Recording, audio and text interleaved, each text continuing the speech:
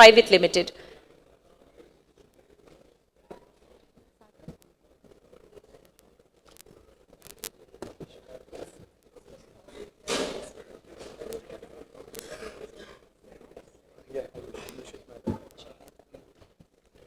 I request Mr. Nishit Mehta to kindly welcome Mr.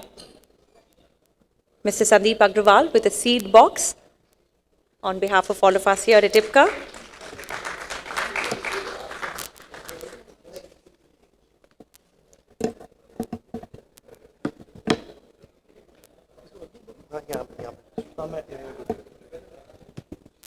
A brief introduction about Mr. Agrawal. Now, he's a polymer engineer turned entrepreneur who went to establish Sakshi Chem Sciences Private Limited in Nagpur over 2 decades ago, pioneering his research in redispersible polymer and various additives required by the construction infrastructure and the paints and coats industry. Hailing from a very small town in western Vidarbha region of Maharashtra, Mr. Agrawal did his engineering from Pune and is one of the few polymer engineers who chose to be part of the research and development to bring innovative products to the markets instead of taking up a cushion job in the metros. So we welcome Mr. Agrawal, and over to you.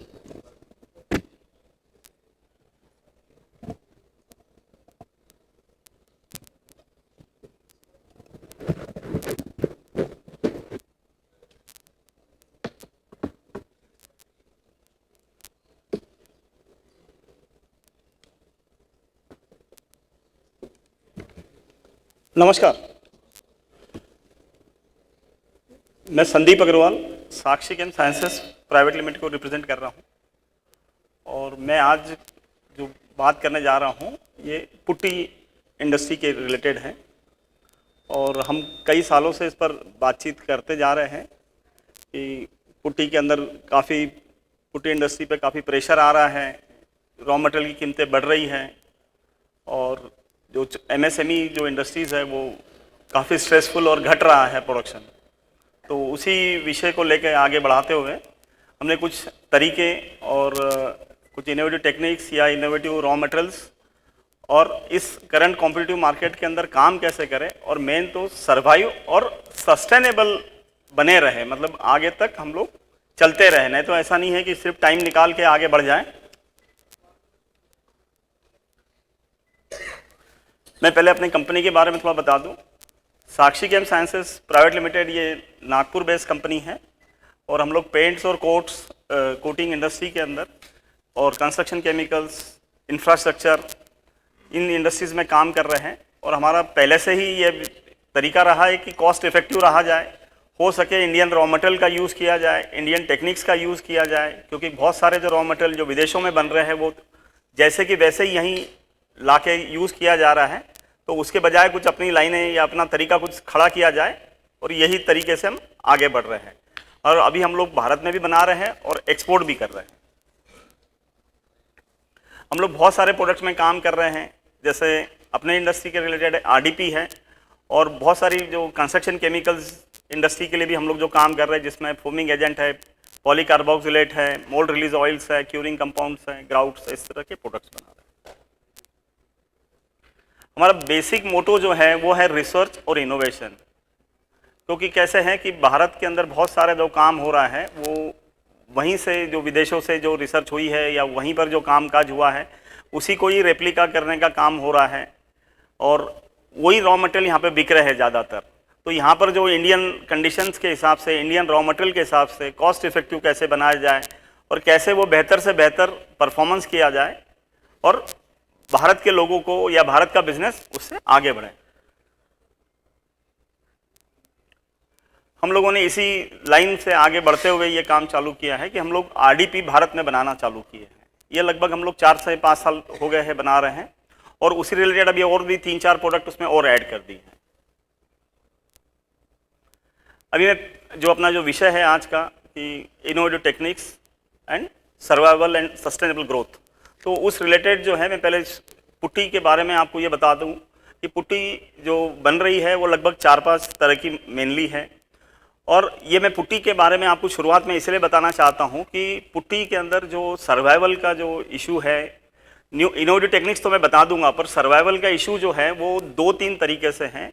Mainly जो है वो है पहले तो technical understanding of wall putty, कि wall putty है क्या चीज़, क्योंकि कैसे है पेंट इंडस्ट्री वाले इसको जब बनाते हैं तो उनके जो भी प्रोडक्ट जितने भी है, पेंट्स है, कोटिंग्स है, वो सभी वो नॉर्मली क्यूरिंग उसका हार्डनर उसी में डाला जाता है या फिर पानी रहता है, वो पानी उड़ गया तो वो सेट हो जाती है। बट ये जो प्रोडक्ट होते हैं ये सीमेंट बेस्ड प्रोडक्ट होते हैं। तो सीमेंट बेस्ड प्रोडक्ट की अपनी अलग कहानी है। इसमें जितना पानी मिलेगा सीमेंट उतना हाइड्रेट होगा, उतनी ही ताकत मिलेगी। और इसमें पानी का जो महत्व है वो पानी उड़ने से नहीं है, पानी रोकने से है। तो ये थोड़ी सी विपरीत जो पेंट इंडस्ट्री है उससे ये थोड़ा सा विपरीत तरीका है।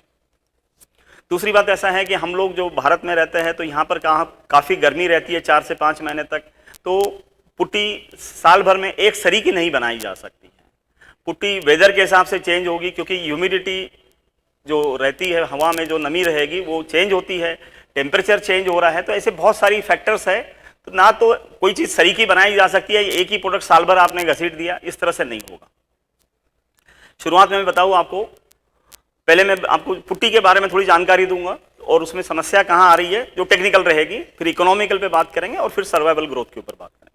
तो पुट्टी की जो लगभग है 4 से 5 तरह की पुट्टी बनाई जा रही है। सीमेंट बेस है, लाइम बेस है, लाइम सीमेंट मिला के बना सकते हैं।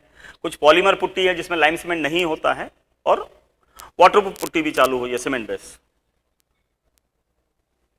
अब पहले सीमेंट की अंडरस्टैंडिंग क्या चीज़, सीमेंट अपना वॉल पुट्टी होता क्या है, वॉल पुट्टी की पूरी समझ क्या है। वॉल पुट्टी जो है ये सीमेंट और लाइम उसमें बाइंडर है, और ये जो सेट होता है ये पानी से सेट होता है। मतलब सीमेंट को जितना पानी देंगे सीमेंट हाइड्रेट होगा, और फिर वो वापस कंडेंसेशन या फिर से हाइड्रेशन या बॉन्डिंग बोलते हैं, तो वो सिर्फ फिर सेट होगा। पर इसमें पानी अगर नहीं रहेगा तो चीज़ें सेट नहीं होगी। जैसे हम लोग कोई भी कंस्ट्रक्शन भी करते हैं, जब तक हम तराई नहीं करेंगे तब तक वो चीज़ें सेट नहीं होती हैं। तो पुट्टी के विषय में ऐसा है कि पुट्टी लगाने के कम से कम 15 से 24 घंटे के बाद में उसमें ताकत आती है, उससे पहले उसमें ताकत नहीं आती है। और ये भी चीज़ जो है ये वेदर के ऊपर डिपेंड है। अगर हवा में नमी ज़्यादा है जैसे अभी चल रहा है तो पुट्टी थोड़ा लेट सूखेगी, पर जितना लेट सूखेगी उतनी ताकत ज़्यादा आएगी। और पुट्टी को कभी भी 2-3 घंटे या 4 घंटे में चेक ना करें, क्योंकि सीमेंट उतनी जल्दी ताकत पकड़ता नहीं है। कई बार पकड़ भी लेगा क्योंकि हवा में नमी के ऊपर डिपेंड करेगा। अभी पुट्टी में रॉ मटेरियल कौन कौन से यूज हो रहे हैं, तो पुट्टी में मेनली रॉ मटेरियल जो अभी जो पुट्टी का चलन चल रहा है उसमें मेनली रॉ मटेरियल यूज हो रहे हैं। व्हाइट सीमेंट है, हाइड्रेटेड लाइम यूज कर सकते हैं हम लोग 90% वाला, फिर डोलोमाइट कैल्साइट है। नॉर्मली व्हाइट पाउडर ही यूज हो रहा है, तो डोलोमाइट कैल्साइट के अलावा ऑप्शन नहीं है। और आरडीपी उसके जो केमिकल्स है, आरडीपी है, एमएचसी है, then cellulose fibre, calcium formate और सोडियम ग्लूकोनेट। एक मैं यहाँ पे कॉस्ट इफेक्टिव फॉर्मुलेशंस जस्ट बात करने के हिसाब से रखा है, जिसके अंदर सीमेंट 16% रहेगा, डोलोमाइट जो है वो 81 या 82% रहेगा, आरडीपी 1% और एमएचसी 0.5%। रेस्ट नीचे के जो है वो तीनों ऑप्शनल है, सेलुलोज फाइबर, स्टार्च ईथर और सोडियम ग्लूकोनेट। अब ये अंडरस्टैंडिंग ऑफ रॉ मटेरियल, कई बार ऐसा होता है कि जैसे हम कई कस्टमरों से बात करते हैं तो उनको कौन सा रॉ मटेरियल का क्या मायना है या क्या मसला है कि कौन से रॉ मटेरियल को कैसे उसको सिलेक्ट किया जाए, कहाँ से कौन सा सही है गलत है। क्योंकि एमएसएमई के अंदर बहुत सारी टेक्निकल फैसिलिटीज़ या लेबॉर्ट्री फैसिलिटीज़ नहीं होती है, कई बार अंडरस्टैंडिंग नहीं होती है। तो इन चीज़ों को भी आपकी जो आपका जो सर्वाइवल है या आपको जो ग्रोथ नहीं मिल रही है और जो प्रेशर क्रिएट हो रहा है उस पर भी ये सब चीज़ें डिपेंड है। तो इसमें मेन जो रॉ मटेरियल पहले ले लेंगे हम लोग डोलोमाइट। तो डोलोमाइट नॉर्मली ये 240 मेश के आसपास ही होना चाहिए, उससे ज़्यादा कम डोलोमाइट यूज़ ना करें। जितना डोलोमाइट फाइन लेंगे उतना आपका सीमेंट परसेंटेज बढ़ता है। तो मतलब ऐसा है कि आपकी कॉस्टिंग बदलती है, कॉस्टिंग बढ़ती है। तो बेहतर ये है कि आप जो रॉ मटेरियल है वो 240 मेश का ही डोलोमाइट या कोई भी पाउडर यूज़ करें। लाइम अगर यूज़ करना चाहते हैं तो लाइम के अंदर, लाइम से होता कैसे, कई लोग बोलते हैं कि लाइम से हाथ फट जाता है या फिर गर्म होता है। तो देखिए वो जो लाइम होता है वो क्विक लाइम होता है। नॉर्मली जो आपको लाइम जो वॉल पुट्टी के लिए यूज़ करना है वो आपको हाइड्रेटेड लाइम यूज़ करना है। हाइड्रेटेड लाइम मतलब वो जो रहेगा जिसको हिंदी भाषा में बोलेंगे मरा हुआ चूना बोलेंगे, या फिर ज़्यादा गर्म नहीं होता है वो। तो उसमें अगर हाथ रख भी देंगे तो फटेगा नहीं, तो आप वो चूना यूज़ कर सकते हैं। नॉर्मली 90% से ऊपर हाथ फटता नहीं है। फिर बात आती है आरडीपी। अब आरडीपी जो है वो यूज़ हो रहा है, उसका मेन जो पर्पस है वो सिर्फ 2 ही चीज़ों का पर्पस है। एक है बाइंडिंग स्ट्रेंथ देने के लिए, और दूसरा है अडेजन। क्योंकि सीमेंट की और लाइम की एक प्रॉपर्टी होती है, वो पुरानी दीवार पर चिपकता नहीं है। एक बार सीमेंट सेट हो गया, 1 महीना या 28 दिन पार हो गए, उसके बाद में नया अगर सीमेंट उस पर चिपकाना होगा तो आपको उसमें कहीं ना कहीं पॉलीमेरिक बाइंडर डालना ही पड़ेगा। वो नहीं डालेंगे तो दीवार पे पुट्टी चिपकेगी नहीं आपकी। तो ये आरडीपी का जो मेन पर्पज़ है, पर्पज़ बताने के लिए बहुत सारे बताए जा रहे हैं, पर मेन पर्पज़ यही है। एमएचईसी या फिर एचपीएमसी, अब ये एमएचईसी और एचपीएमसी जो है, हम लोग नॉर्मली जो पुट्टी लगा रहे हैं उसको हम लोग तराई नहीं कर रहे हैं, या पानी से हम लोग उसको गीला कर लगाने के बाद में हम उसको तराई नहीं कर रहे हैं या क्यूरिंग नहीं कर रहे हैं। तो फिर क्यूरिंग कौन कर रहा है? तो क्यूरिंग इसमें एचपीएमसी एमएचईसी ही कर रहा है।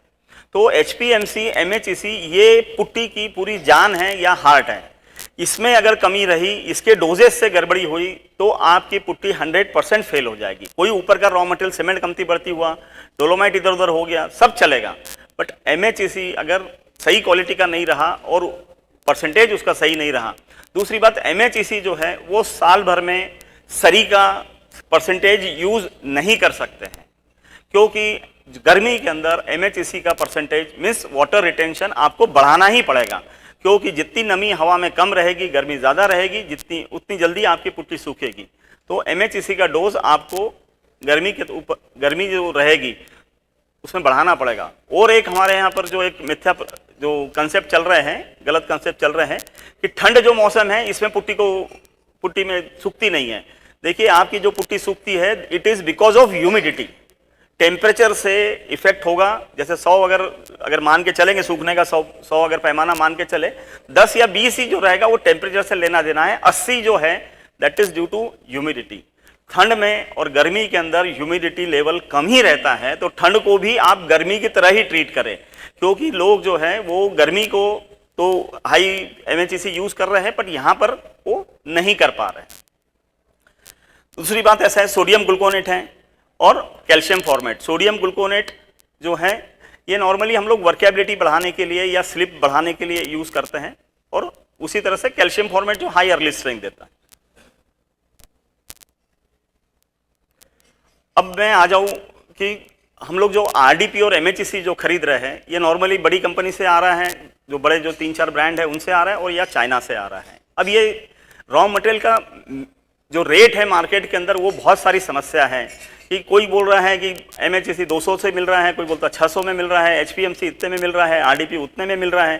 तो अब इससे करे क्या कि किसका सही है किसका गलत है। दूसरी बात ऐसा है कि हर जो मैन्युफैक्चरर है वो कोई ना कोई प्रोडक्ट ले लेके आ रहा है, जिससे अलग अलग जो भ्रांतियाँ फैल रही है कि करे क्या। तो उसको बेसिकली चेक करने के लिए, जो ये कोई पूरी फुल प्रूफ टेस्ट नहीं है, उसके लिए लेबोरेटरी लगेगी, पर छोटा मोटा टेस्ट करने के लिए आपको सिर्फ ऐश कंटेंट अगर आप निकाल लेंगे तो आपको ये लगभग पता चल जाएगा कि जो क्वालिटी आप यूज कर रहे हैं वो क्या चीज़ है। टोटल इसमें से पता नहीं चलेगा, पर एक मोटा मोटी आपको एक रफ आइडिया आ जाएगा कि, क्योंकि आज जो मार्केट में जो बहुत सारे आरडीपी जो आ रहे हैं जो सस्ते हैं, उसमें 50% तक फिलर कंटेंट है, और 35% तो बड़ी बड़ी कंपनियां भी ऐश कंटेंट लिख के बेच रही है। अब इसमें कुछ एप्लीकेशन प्रॉब्लम्स भी हैं, क्योंकि पुट्टी जो है ये इसमें पेंटर यूज करता है। अब पेंटर अगर यूज करता है तो बहुत सारी समस्या वही क्रिएट कर देता है, क्योंकि कैसे है, पानी वो मिलाएगा, कितना पानी मिला रहा है वो देखेगा, दीवार गर्म है ठंडी है वो देखेगा। तो ऐसे बहुत सारे फैक्टर्स हमारे कंट्रोल में नहीं है। तो नॉर्मली पुट्टी के अंदर कोई ना कोई इश्यूज बना ही रहेगा। और पुट्टी की और एक समस्या है कि जितनी पतली लगाएंगे या कम थिकनेस में लगाएंगे जल्दी सूखती है, तो वो भी पेंटर के हाथ में है। तो ऐसे कई सारे मसले आते ही रहेंगे। पुट्टी बिजनेस के अंदर कहीं ना कहीं कोई ना कोई इश्यूज आते रहेंगे, उसके लिए तैयारी भी करनी पड़ेगी। यहाँ पे मैं 3-4 प्रॉब्लम बता रहा हूँ, जैसे चॉकिंग है, हार्डनेस है, वाटर रेजिस्टेंस है, फिर स्मूथ फिनिश नहीं आ रही है, पर इसमें चॉकिंग में यहाँ पे मेनली डिस्कस किया, क्योंकि यही मेन प्रॉब्लम आ रहा है। चॉकिंग इज, मैं तो ये बोलता हूँ कि चॉकिंग कोई बहुत बड़ा प्रॉब्लम नहीं है, क्योंकि अगर हमने पुट्टी अगर अपने फैक्ट्री के अंदर चेक करके अगर मार्केट में डाली है, तो मोटा मोटी प्रॉब्लम जो है वो साइट की रहती है। वो अगर वहाँ पे पहुँचते हैं तो सेट हो जाए, वो वहाँ पर वो मामला हल हो सकता है। इसमें मेन जो इश्यूज आ रहे हैं वो ये है कि एचपीएमसी और एमएचईसी का जो परसेंटेज जो है उसी से एक मेन इशू है। और दूसरा इशू है इसमें यह है कि हम लोग जो मैच्योर टाइम जो देना चाहिए, एमएचईसी और एचपीएमसी, पेंट इंडस्ट्री के अंदर आप सीएमसी लेते हैं, पौन घंटा तक उसको मिक्स करते हैं, बट यहाँ पे जब बात आती है तो 5 मिनट 4 मिनट के अंदर भी आपको लगता है कि एमएचईसी फेल नहीं हुआ, या एमएचईसी ने जब तक, और एमएचईसी जब तक पानी नहीं पकड़ेगा आपकी पुट्टी 100% फेल होगी। ये मेन फैक्टर्स जो है वो no maturing time for MHEC, thickness 1 mm से कम और जल्दी सूख रही है। देखिए जल्दी सूखने के अंदर वेदर भी डिपेंड है और एब्जॉर्प्शन ऑफ वॉल भी डिपेंड है। अब इसका सारा सॉल्यूशन जो मैं बता रहा हूं कि 8 से 10 मिनट तक पुट्टी में पानी डालने के बाद में आपको रखना है और उसके बाद ही आपको यूज करना है। और थिकनेस जो है वो 1 to 1.5 mm, 1 mm तो लगाना ही है, ये पेंट नहीं है। और दीवार पर, कोई भी दीवार पर लगाने के बाद में 1 घंटे तक पुट्टी सूखनी नहीं चाहिए, ये तो बिल्कुल ध्यान रखने की जरूरत है। और चेकिंग 24 आवर्स के बाद। अब आते हैं मेन जो अपन जो बात कर रहे हैं इनोवेटिव टेक्निक्स और सब चीज़ों पर। तो देखिए ऐसा है कि सीमेंट इंडस्ट्री, अभी वॉल पुट्टी इंडस्ट्री में जो दिक्कतें हो रही है, सीमेंट और लाइम की प्राइजेस बढ़ रही है। दूसरी बात ऐसा है कि जो सीमेंट और लाइम जो है वो दूर से आ रहा है, डोलोमाइट भी दूर से आ रहा है, तो उसके अंदर फ्रेट चार्जेस बढ़ रहे हैं, जिससे क्योंकि पेट्रोल की कीमतें बढ़ रही है। इंपोर्ट के अंदर भी क्रूड ऑयल बढ़ रहा है और डॉलर भी बढ़ रहे हैं। तो ये ऐसी सारी समस्याएं हैं। तो अब इसके एक जो अगला जो किया है कि अगर हम लोग व्हाइट सीमेंट और लाइम को ही रिप्लेस कर दे, जो दूर से आ रहा है, मतलब भारत के अंदर अगर सप्लाई हो रहा है तो राजस्थान गोठन से हो रहा है, तो उसी को अगर रिप्लेस कर दे तो ग्रे सीमेंट पे अगर शिफ्ट हो जाएंगे तो लोकली अवेलेबल सीमेंट है आपके पास, तो सस्ते में आपका, मतलब आज की तारीख में मैं अगर कॉस्टिंग का भी एक अगली स्लाइड कॉस्टिंग की भी बताता हूँ। फ्रेट चार्जेस जो लग रहे हैं, डोलोमाइट जो है, अब जैसे कलकत्ता के अंदर की बात करते हैं तो 3 से 4 रुपए फ्रेट लग रहा है और 1 रुपए 1.5 रुपए का माल डोलोमाइट जा रहा है। और बाकी जो क्रूड और वीक डॉलर की भी जो समस्या है, वो अगर हम लोग भारतीय RDP, मतलब हमारा RDP अगर यूज करना चालू करेंगे तो वो भी जो समस्या है उससे भी बच जाएंगे। और एक चीज है कि कोविड के अंदर जो सप्लाई जो चीजें हैं वो भी आगे पीछे हो रही है, 2-2 महीने तक माल नहीं आ रहा है, 1.5 महीने तक माल नहीं आ रहा है, कब आएगा पता नहीं है, तो ये भी समस्या से आप छूट जाएंगे। अभी आगे कैसे बढ़ा जाए? आगे ऐसा बढ़ा जाए कि आपके पास में बाइंडर है, व्हाइट सीमेंट, ग्रे सीमेंट और लाइम है, और जो फाइन एग्रीगेट में रिप्लेस करने की जो बात कर रहा हूं, तो डोलोमाइट को आप छोड़ना ही पड़ेगा और व्हाइट सीमेंट को भी आप छोड़िए। इसके अंदर रिप्लेस क्या करें? तो रिप्लेस ऐसा है कि जो ऑफ व्हाइट डोलोमाइट है, जो 500-800 रुपए टन सस्ता मिलता है, उसको यूज करें। फ्लाई हर जगह पर, हर भारत के शहर के आसपास पावर प्लांट लगे हैं, उसका यूज करिए। वो 500 से 800 रुपए टन में आपको माल मिल जाएगा, फाइन भी रहेगा, कोई पिसाई की जरूरत नहीं है, जो आपकी ग्राइंडिंग कॉस्ट बचेगी। दूसरी बात ऐसा है कि आजकल एम सैंड का भी चलन चल पड़ा है, मतलब मैन्युफैक्चर्ड सैंड। तो मैन्युफैक्चर्ड सैंड के अंदर एक वेस्ट प्रोडक्ट निकलता है, जो सैंड क्रशिंग के बाद में जो एक फाइन पाउडर निकलती है, उसका भी यूज करके आप कर सकते हैं।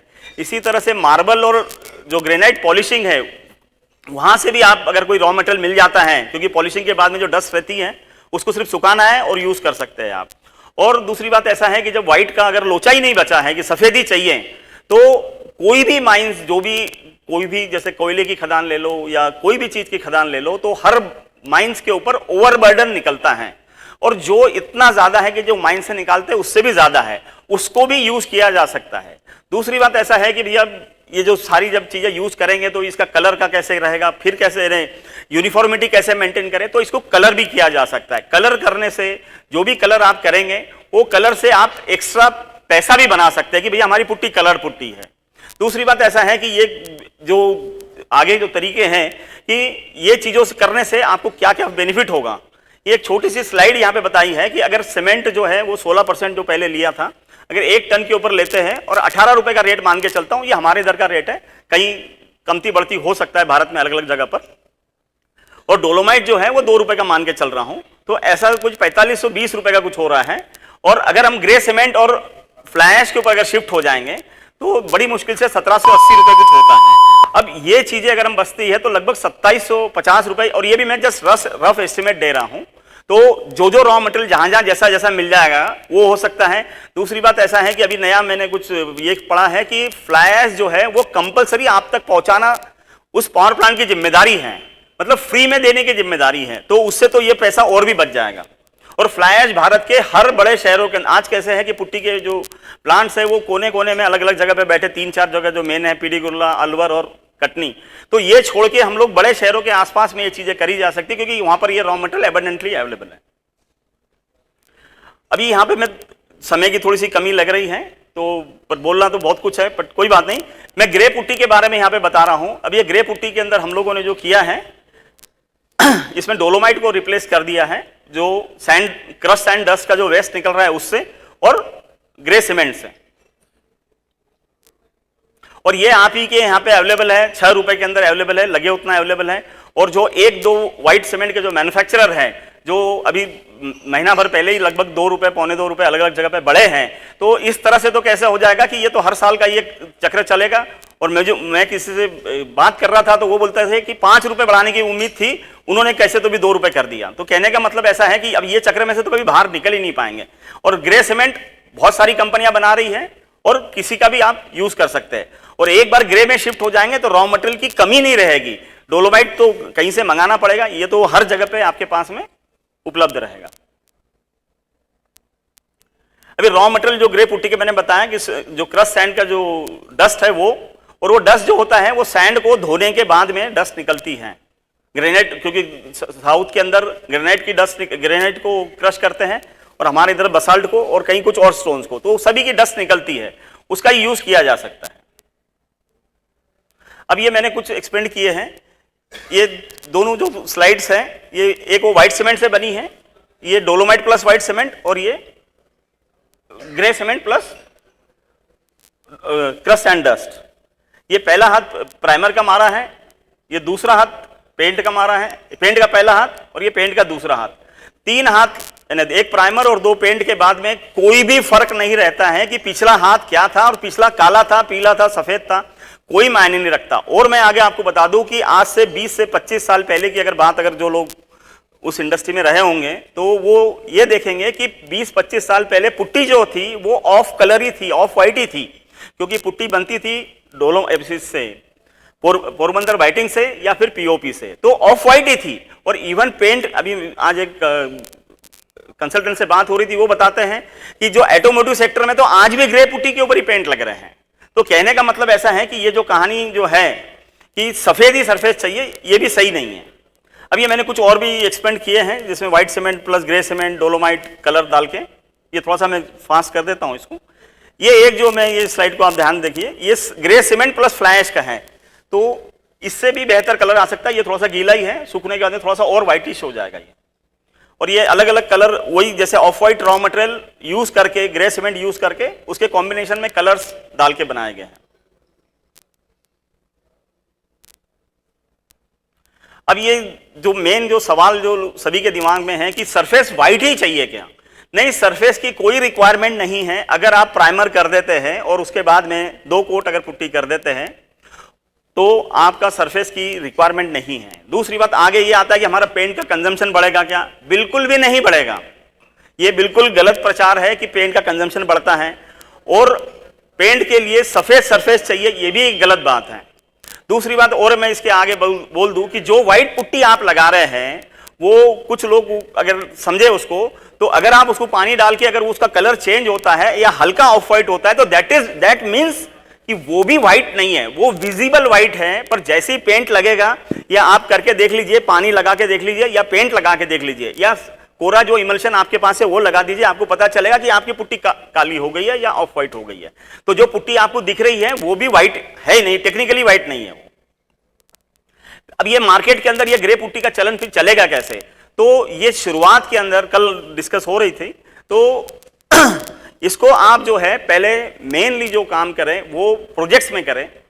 कुछ आर्किटेक्ट, कुछ बिल्डर और कुछ कॉन्ट्रैक्टर्स, पेंटिंग कॉन्ट्रैक्टर पकड़ के ये कुछ कंसेप्ट लाएं, और ये कंसेप्ट लाना ही पड़ेगा, क्योंकि इसमें जो मार्जिन है वो 3 से 4 रुपए का मार्जिन वेस्ट हो रहा है।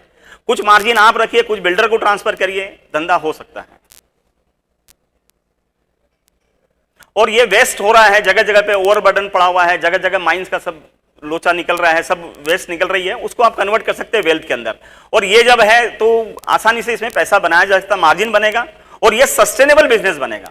देखिए आज जो बिजनेस है पुट्टी का, जो काम कर रहे हैं वो अगर साल 2 साल का अगर उनका पूरा देखेंगे, एनालिसिस करेंगे, तो वो घट ही रहे, बढ़ नहीं रहे।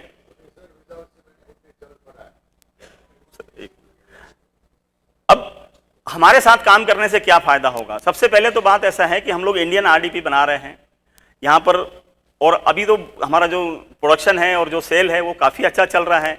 इसका इस्तेमाल करेंगे तो बेहतर है कि जो डॉलर और बाकी सब चीज़ों की जो दिक्कतें हो रही है, जो ऐश कंटेंट की जो दिक्कतें हो रही है कि चाइना से जो माल आ रहा है उसका हाई ऐश कंटेंट रहता है, रेट की भी दिक्कत है, तो वो आपको बेनिफिट पास ऑन होंगे। टेक्निकल गाइडेंस हम लोग देंगे। यहाँ पर हम लोग अभी पूरी फुल फ्लेज लेबोरेटरी सेट कर रहे हैं, और जिस तरह की हम आपको ये कंसेप्ट ला के दे रहे हैं, तो देखिए ये कंसेप्ट लाने के पीछे ऐसा तो नहीं है कि पुट्टी मैं बना रहा हूँ, नहीं, मैं पुट्टी नहीं बना रहा हूँ। मेरा सिर्फ ये है कि जिस इंडस्ट्री में मैं काम कर रहा हूँ वो इंडस्ट्री जीना चाहिए, वो इंडस्ट्री जिंदगी उसमें मिलनी चाहिए। क्यों? क्योंकि वो अगर जिंदा रही तो मैं जिंदा उसमें रह जाऊंगा। क्योंकि कोई पुट्टी बनाएगा ही नहीं या पुट्टी का घटेगा तो फिर मैं आड़ी बेचूंगा किसके? क्योंकि कैसे, ऐसा भी नहीं है कि मैं यहाँ पर जो आपको बता रहा हूँ तो ये क्या मतलब है, ये मुझे समझ रहा हूँ सब, पर बात ऐसा है कि पुट्टी की इंडस्ट्री में जो स्ट्रेस हो रहा है, क्योंकि कैसे छोटे छोटे मैन्युफैक्चर डोलोमाइट कहीं से खरीद रहे हैं, सीमेंट कहीं से खरीद रहे हैं, मिक्स करके दे रहे हैं, अब वो बात बची नहीं है। क्योंकि जो बड़े बड़े प्लांट है वो क्लिंकर से और डोलोमाइट के भी खदान पर ही बैठे हुए हैं, तो वहाँ पे सब पिसाई होके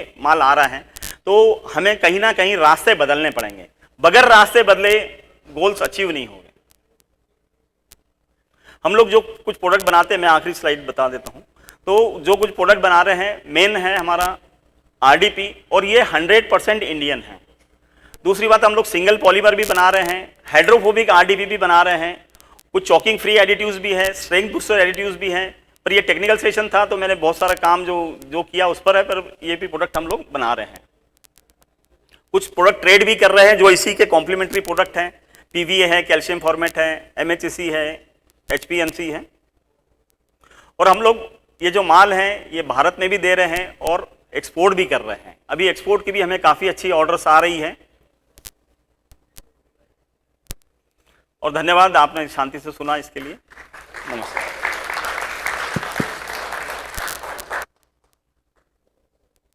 कुछ सवाल अगर होंगे तो पूछ सकते हैं या फिर बाद में मिल सकते हैं। Please sir, please please. Sir अभी फेज ये हो गया है, जैसा आप बता रहे थे, अभी सीमेंट बेस्ड पुट्टी के अलावा दूसरा पुट्टी शुरू हो गया है, of course with the use of whatever polymers and all that.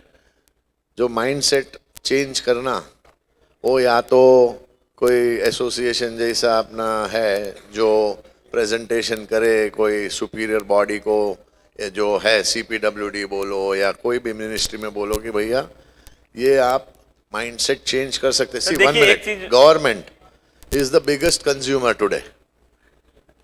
सो ये जो ग्रे सीमेंट की बात की आपने, that is valid, but that mindset changing is very. देखिए मैं इस पे कल से क्या मतलब कल से जब से आया हूं और आज तक अभी तक जो बातें सब लोगों से हो रही है कि ग्रे पुट्टी बनाएंगे तो माइंडसेट कैसे चेंज होगा, फला कैसे चेंज होगा, फिर कुछ इसी ने करके देखा था, उसने करके देखा था। देखिए ऐसा है कि सबसे पहली बात तो ये समझना पड़ेगा कि अगर जीवन और मरण का प्रश्न अगर है तो सर जी सब चीज करनी पड़ेगी। अगर पुट्टी बिजनेस ही अगर निपट जाएगा, और एक बात और समझिए कि पुट्टी अगर जो लोग बिजनेस में है वो ये समझे कि पुट्टी अगर जाएगी तो ही आगे पेंट जाएगा, तो ही आगे सब चीजें उस बिल्डर के यहाँ जाएगा। पुट्टी किसी और की जाएगी और फिर वहां पर आप एंट्री करने की कोशिश करते हैं प्रोजेक्ट्स के अंदर, नहीं हो पाता है। तो कुल मिला के कुछ पत्थरों को बड़ी अगर बिल्डिंग बनानी है तो कुछ पत्थर को जमीन के अंदर जाना ही पड़ेगा, कुछ लोगों को शुरुआत करनी पड़ेगी। अब कौन शुरुआत करेगा? देखिए ऐसा है, मैं तो अपना काम कर रहा हूं, क्योंकि कैसे मालूम है क्या, मैं तो आप बोलेंगे कि भैया मैं पुट्टी कब बनाऊंगा, हो सकता है कि अगर साल भर के बाद में अगर जो लोग सुन रहे हैं या जहां तक मेरी आवाज पहुंच रही है वो अगर नहीं करेंगे, साल भर के बाद में शायद मैं शुरू कर दूंगा। पर बात ऐसा है कि लकीरें खींचनी पड़ेगी और फाउंडेशंस कुछ लोगों को तो पत्थर जमीन के अंदर डालने पड़ेंगे, क्योंकि बिल्डिंग बनेगी नहीं और हर आदमी ये सोचेगा कि ऐसा होता नहीं है। कि होता नहीं है तो फिर अब 4,000 3,000 रुपए अगर आपके जेब से निकल रहे हैं और बड़ी मुश्किल से 500 से 1,000 रुपए टन के लिए आप पुट्टी का मैन्युफैक्चरिंग कर रहे हैं, तो क्या जरूरी है क्या नहीं है वो। अब मैं तो छोटा आदमी हूं, मैं तो क्या बोलूं आप लोगों को, पर बात ऐसा ही जो आपको करना है आप कर सकते हैं। नमस्कार।